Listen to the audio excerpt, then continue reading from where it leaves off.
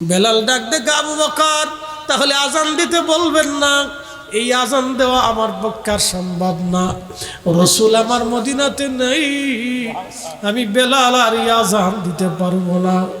আমি আজান দিলে নবী আসতো, এখন আজান দিলে আর রাসূল আসবে না। সাহাবীরা রে, আমি আজান দিলে কি নবী আনতে পারবানি? রাসূল আর আসবেনি। আমি আজান দিলে নামাজের কাতারে কে দাঁড়াবে?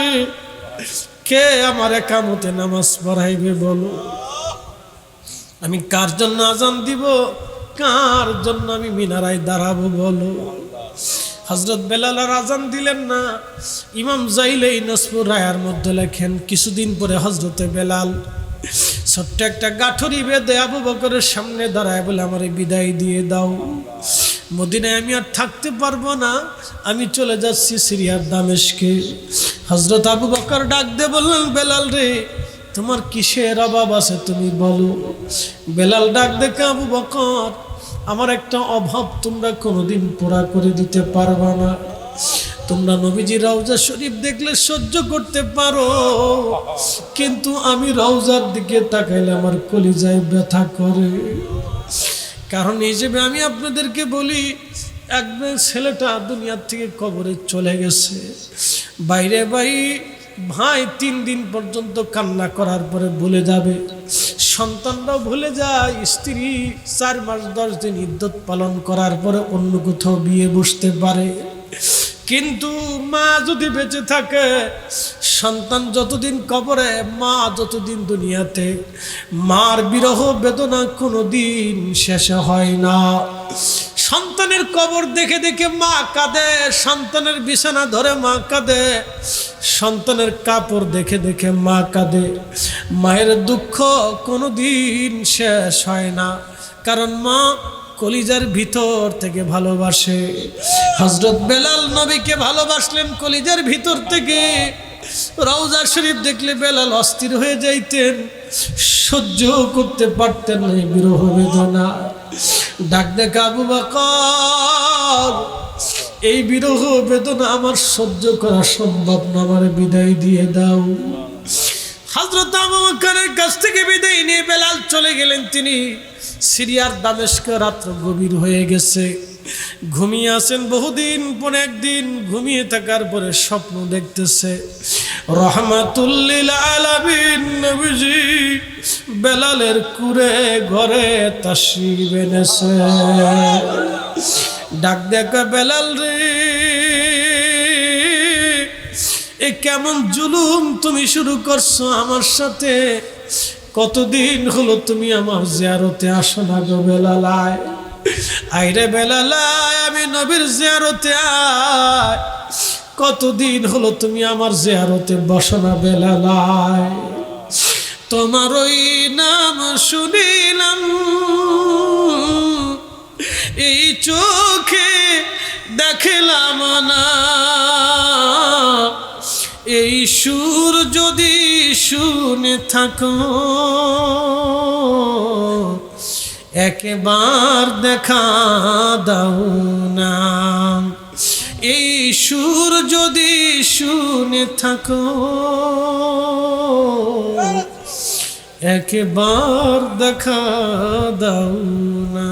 হে রাসূল, তোমায় ভালোবাসি,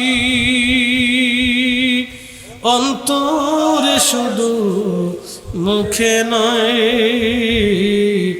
জান্নাতের আশায় নয় হে রাসূল, জাহান্নাম কেউ ডরি না। তোমায় পাওয়ার আশায় মন ছুটে যায় মদিনায়, তোমায় পাওয়ার আশায় মন ছুটে যায় মদিনায়। এ আশিক দিদার দাও না, আর দূরে থাকিও না ইয়া রাসূল তোমায় ভালোবাসি অন্তরে শুধু মুখে নয় জান্নাতের আশায় নয় হে রাসূল জাহান্নাম কেউ ডরি না। ঠিক এই সময় নবীজি ডাক দিয়ে বলেন জিবরিল আর আমি থাকতে চাই না, আমার মাসুক আমার আল্লাহ যার জন্য আমি উহুদে দাঁত ভেঙেছি, যার জন্য আমি ক্ষুধার্ত থেকেছি, যার জন্য আমি রাত জেগেছি, যার জন্য শত শত মাইল রাস্তা আমি পায়ে হেঁটেছি, বহু যুদ্ধের ময়দানে দাঁড়াইছি, যার জন্য আমি আমার বাড়ির চুলে আগুন জ্বলে নাই, যার জন্য আমার মাথার রক্তপাত হয়েছে, যার জন্য আমার সন্তানরা শহীদ হয়েছে, যার জন্য আমার সাহাবীরা শহীদ হয়েছে, যার জন্য আমার সন্তান পরিবার পরিজন দরিদ্রতা বরণ করেছে, যেই আল্লাহর প্রেমে আমি আমার জীবনের সব কিছু দিয়ে দিলাম, ওই রব আমার দিদার চায়। জিবরাইল আর দেরি করো না, আমাকে নিয়ে যাও। মালাকুল মউত আল্লাহর নবীকে নিয়ে চলে গেলেন। মদিনায় জানাজানি হয়ে গেল, রসুল নাই। আহা, আম্মাজানদের ঘর থেকে কান্নার আওয়াজ আসতেছিল।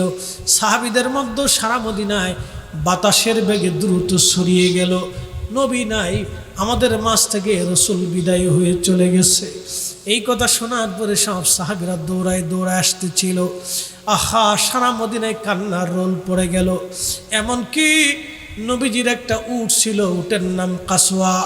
ও আমার নাসিরনগরবাসী, এই কাসওয়া উট চোখে পানি ছেড়ে দিয়ে কান্না শুরু করলো, মানুষের মতো চিৎকার মেরে মেরে কান্না করতে লাগলো।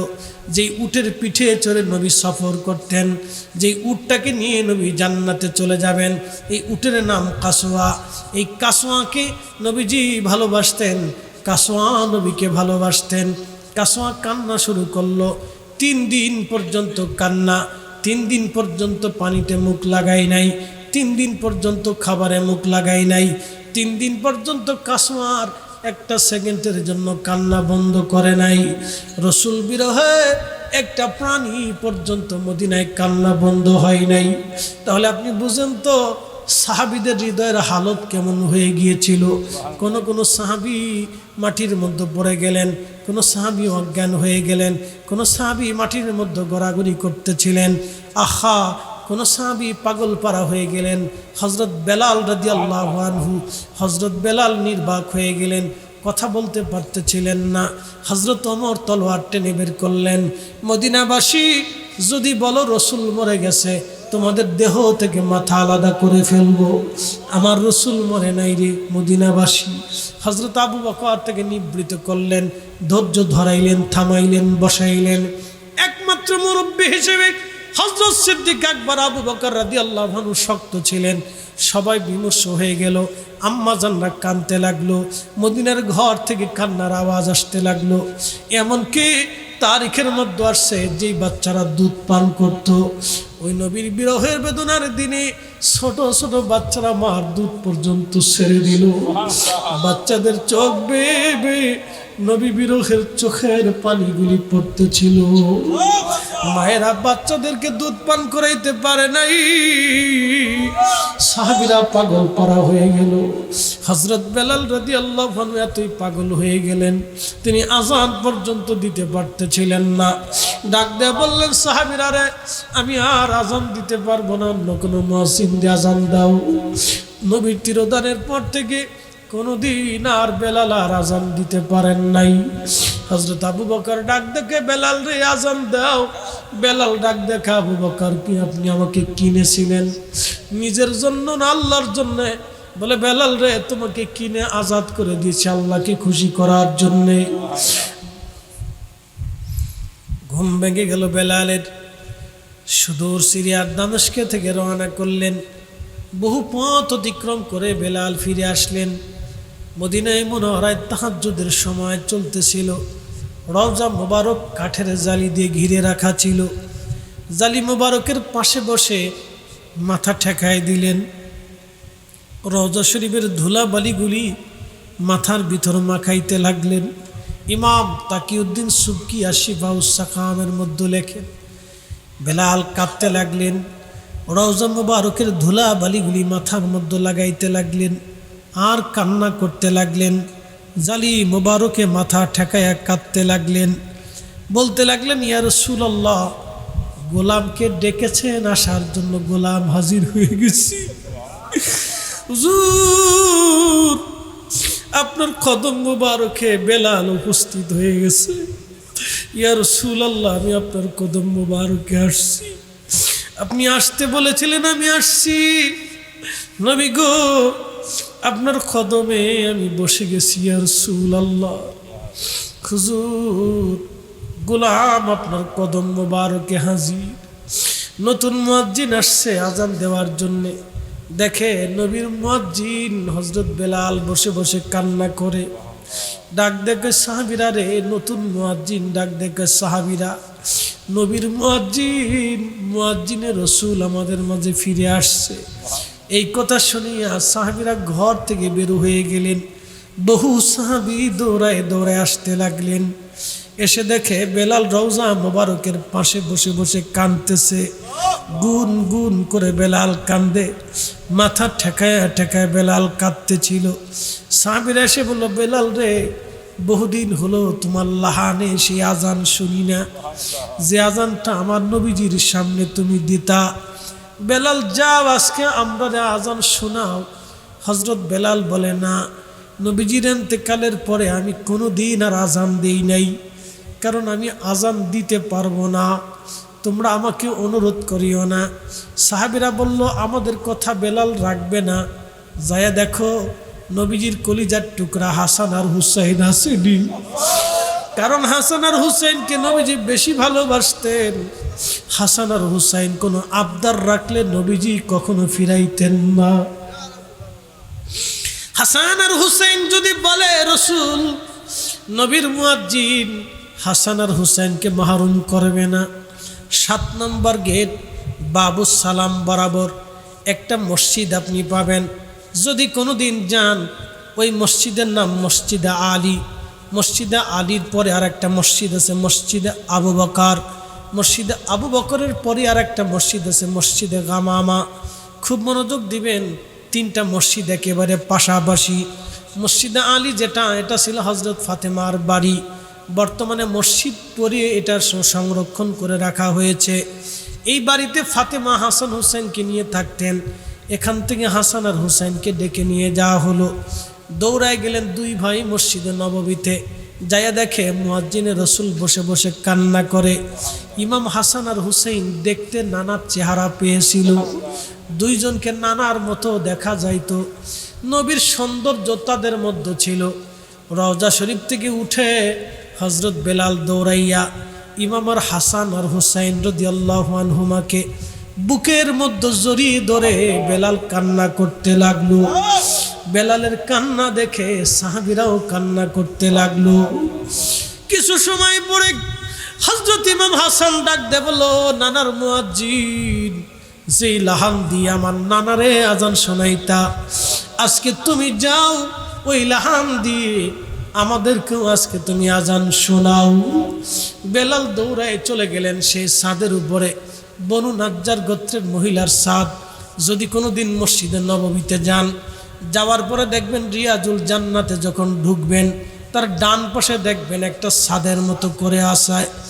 ওই ছাদের ছিল বনু নাজ্জার গোত্রের মহিলার ছাদ। ওইখানে দাঁড়াইয়া বেলাল আজান দিত। 1400 বছর পরে ওইখানে দাঁড়াইয়া মসজিদে নববীর মুয়াজ্জিনরা ওখানে দাঁড়াইয়া আজান দেয়। ওখানে দাঁড়াইয়া আজান দেয়, কিয়ামত পর্যন্ত ওইখানে দাঁড়াইয়া আজান চলবে। এটা ওই সময় মসজিদে নববী ছিল না, বর্তমানে বর্ধিত হয়েছে বিদায়ী জায়গাটা মসজিদের ভিতরে পড়ে গেছে। এটা বনু নাজ্জার গোত্রের এক মহিলার ছাদ ছিল। ওই ছাদের উপরে দাঁড়িয়ে গেলেন বেলাল। আল্লাহু আকবার, আল্লাহু আকবার বলে যখন টান দিলেন, মদিনার পাহাড়ে উহুদে যাইয়া আজানের আওয়াজ লাগলো। পাহাড়ের বাড়িতে আজানের আওয়াজগুলি সারা মদিনাতে ছড়িয়ে গেল। বেলালের সেই রুহানি ফয়েজের তাওয়াজ্জু এত কঠিন ছিল, আজানের তাওয়াজ্জু এত জটিল ছিল। সাহাবীদের কানের ভিতরে যখন আওয়াজ পৌঁছায় গেল, কোন সাহাবী আর ঘরের মধ্যে টিকতে পারে নাই, ছটফট করে কান্না করতে করতে বের হয়ে গেল। ইমাম তাকিউদ্দিন সুবকি রহিমাহুল্লাহ লিখেছেন, সব সাহাবীদের জবান থেকে বের হয়ে আসলো, রাসূল কি আমাদের মাঝে ফিরে আসছেনি? নবী আসছেনি। এতদিন পরে নবীর মুয়াজ্জিন আযান দেয়, রাসূল কি আমাদের মাঝে ফিরে আসছেনি? আহা, বাচ্চারা ঘর থেকে বের হয়ে গেল, মহিলারাও ঘর থেকে বের হয়ে গেল। মসজিদে নববীর দিকে সবাই দৌড়ে আসতেছে। এতদিন পরে বেলালের আজান, আজকে নবী ফিরে আসছেনি। বেলাল আজকে আজান দেয়, কারণ কি? রাসূল আমাদের মাঝে ফিরে আসছেনি। ইমাম তাকিউদ্দিন সুবকি রহিমাহুল্লাহ আশ-শিফাউস সাকামের মধ্যে লিখতেছেন, ঠিক হযরত বেলাল রাদিয়াল্লাহু আনহু আযানের সময় মদিনা মুখরিত হলো। প্রত্যেকের কণ্ঠ থেকে কান্নার আওয়াজ বেশি আসতেছিল। কেউ মাটির মধ্যে গড়াগড়ি করতেছিল, কেউ জমিনে বসে গেল। আহা, কেউ পাথরের সাথে মাথা ঠেকিয়ে দিল, কেউ ঘরের দেওয়ালের সাথে মাথা ঠেকিয়ে বসে গেল, কেউ নবীজি রওজার পাশে বসে কান্না করতে লাগলো। নবীর মুয়াজ্জিন যখন বলেন আশহাদু আন্না মুহাম্মাদুর রাসূলুল্লাহ, ঠিক তখনই বেলাল অজ্ঞান হয়ে গেলেন। ইমাম সুবকি লিখতেছে, মদিনার মাটিগুলি থরথর থরথর করে কাঁপতেছিল। মদিনার মাটিগুলি থরথর থরথর করে কাঁপতেছিল। আপনি একটু বুঝে যান তো, যার আজানে মদিনার মাটি কাঁপে, তাহলে বুঝেন তো তার আজানের ফয়জুত কত কঠিন ছিল। মাটি যেখানে স্থির থাকতে পারতেছিল না, সেখানে সাহাবীরা স্থির কেমনে থাকবে? মদিনায় কান্নার রোল পড়ে গেল, মদিনার চেহারা পরিবর্তন হয়ে গেল।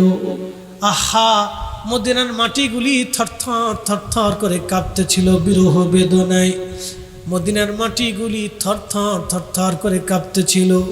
হযরত বেলাল অজ্ঞান হয়ে গেলেন, বেহুশ হয়ে গেলেন, হুশ ফিরে আসলো।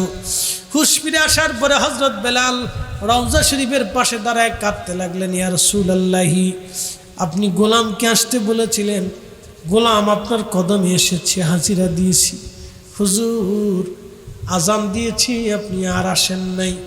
জানি কোনো দিন আর আসার সুযোগও নাই, কারণ আসলে কিয়ামত হয়ে যাবে, শরীয়ত লঙ্ঘন হয়ে যাবে, আকাশ ভেঙে যাবে, জমিন ধ্বংস হয়ে যাবে। হুজুর, আমি আর কোনো দিন আজান দেব না। চলে গেলেন হযরত বেলাল বিরহ বেদনা নিয়ে চলে গেলেন। আর কোনোদিন মদিনাতে ফিরে আসেন নাই, কোনোদিন আর মদিনাতে তিনি আজান দেন নাই, কোনোদিন আর ফিরে আসেন নাই, কোনোদিন আর আজান দেন নাই। এটাকে বলা হয় বিরহ বেদনা। বিরহ বেদনা বড় জটিল। বিরহ বেদনায় মানুষ পাগল হয়ে যায়, বিরহ বেদনায় মানুষ দেশান্তরী হয়ে যায়, বিরহ বেদনায় মানুষ সংসার ছেড়ে দেয়, বিরহ বেদনায় মানুষ বাড়ি ঘর থেকে বের হয়ে যায়, বিরহ বেদনায় মানুষ পাগল অ্যাবনর্মাল হয়ে যায়, বিরহ বেদনায় মানুষ মারা যায়, বিরহ বেদনায় মানুষ হার্ট স্ট্রোক করে, বিরহ বেদনায় মানুষ স্বজনকে স্বজন ছেড়ে চলে যায়। বিরহ বেদনা বড় কঠিন, বিরহ বেদনা বড় কঠিন, বিরহ বেদনা বড় কঠিন। এই জন্য যদি কোনো দিন সুযোগ হয়, নবীজি বলেছেন, মান যারা কবরি ওয়াজাবাত লাহু শাফাআতি ইয়াউমাল কিয়ামা। উম্মত রে, আমার রওজা মুবারকের পাশে দাঁড়াইয়া আমার জিয়ারত যদি করো, কিয়ামতের ময়দানে তোমাকে সুপারিশ করা আমি নবীর জন্য ওয়াজিব হয়ে যাবে।